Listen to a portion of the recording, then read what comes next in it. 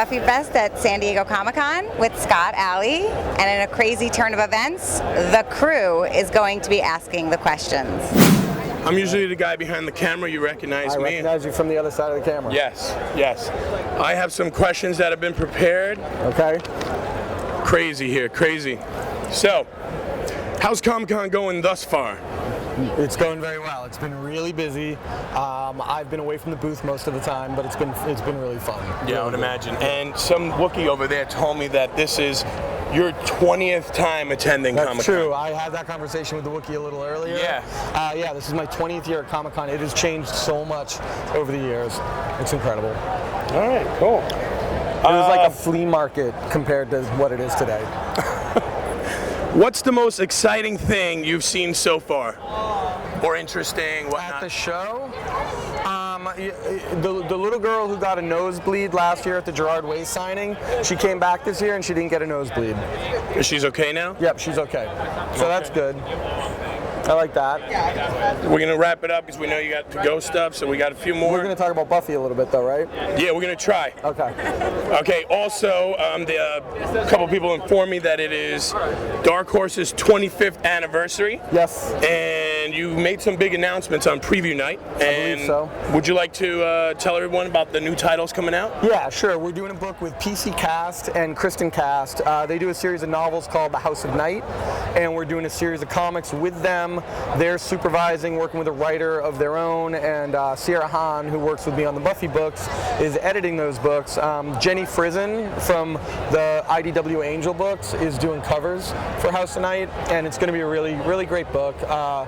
Joelle Jones, who drew one of the Dr. Horrible comics, is drawing parts of House of Night.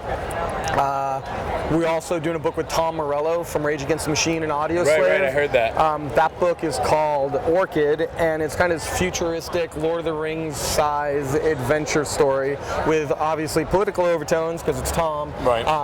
But that one's a really exciting book, really fun, crazy genre book with Scott Hepburn, who also did some Dr. Horrible artwork. And the third book is Guillermo del Toro and Chuck Hogan have been writing a trilogy of novels that started with The Strain. It's a book. It's a really grotesque, hard-hitting look at vampires. He's writing it? Well, we're doing that one. We're doing an adaptation of the novel, and David Lapham from Stray Bullets is writing it, and Mike Huddleston is drawing it. Mike had a graphic novel years ago called The Coffin that Guillermo optioned. Never got made, but Guillermo optioned it, so they've known each other a long time. So it was cool to pair them up for this. Oh, right on, right on.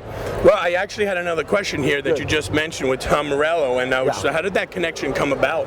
Gerard Way from Umbrella Academy called me up and said that his buddy Tom had a book he wanted to do and would I want to talk to him. And so I checked it out, and it was a great read. It was really cool. So He wrote it? Tom wrote it. That one, Tom Morello is doing all the writing. Oh, He's the writer of the comic.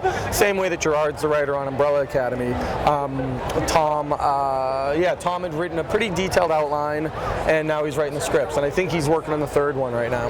And are you a fan of Tom Morello's, musical days and whatnot? No, my musical interests are a little bit more dinosaur than that. Like I listen to a lot of stuff from the 60s and 70s. Okay, so I'm not that familiar with Rage Against the Machine, but what I've heard I love. It's like soft rock, nothing too intense. Yeah, they don't want to upset anybody, those guys. Right on. They like making the crowd happy. Oh, sorry about that.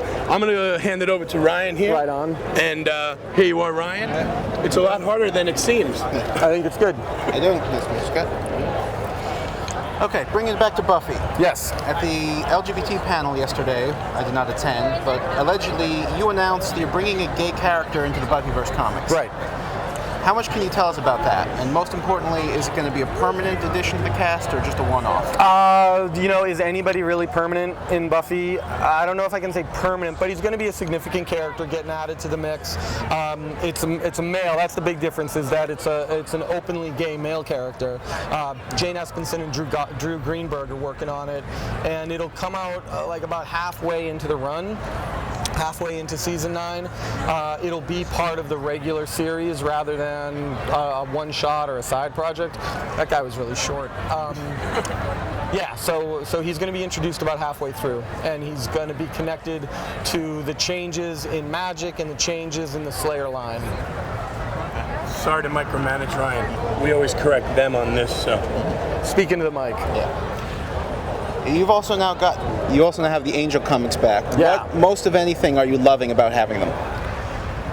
Well, I'm really loving what we're doing. I mean, Joss gave us a specific mandate for what the series was going to be, and I said who could write a great series following that description, and we paired Joss up with this guy, Christos Gage, who my main familiarity with him came from a graphic novel for Vertigo called Area 10, this intense crime comic, very like dark noir, and it was darker than what we wanted for Angel and Faith, but it showed that he could do that. It showed that he could take it where we want to go. And he was there for the Writers' Summit at Joss's house back in February, and we laid out the plans there, and it's just going to be a fun new setup for an Angel series. I think over the years, Angel as a series has changed more than Buffy did, more than anything else. Every year the show felt kind of different. The stuff IDW did felt, different in its own way. And I think what we're setting up now with Joss's help and with Chris and Rebecca Isaac's amazing artwork, it is a really great application of that character, and pairing him up with Faith makes a ton of sense. Oh, that sounds great. Now, some of the fandom seems to be concerned about, missing out on some of the supporting cast of Angel, that you're going to be losing some of the key characters. Do you have anything you want to say about that? Just that we're going to continue to reintroduce characters as we need them.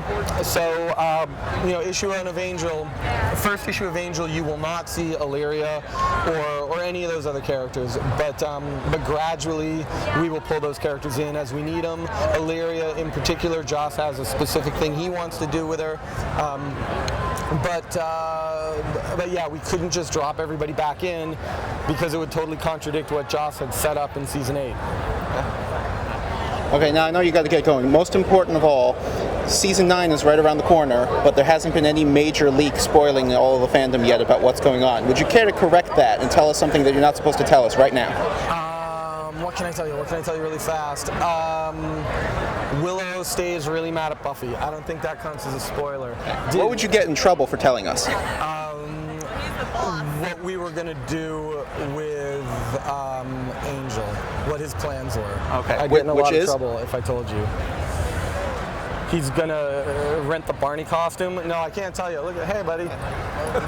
Well, why is she dancing? I don't know. To stop that guy from going through. Okay. Didn't work. Okay. The Barney costume, fascinating. I'm sure it would be very interesting. I think it's right on target with the vibe of the show. And Thanks a lot for your time, Scott. Yeah, we appreciate it. Have a good day. Thank you, Scott. Thanks. Thanks, Scott. Okay. This is Buffyfest signing off. Yes. Goodbye. Thank you. That was mostly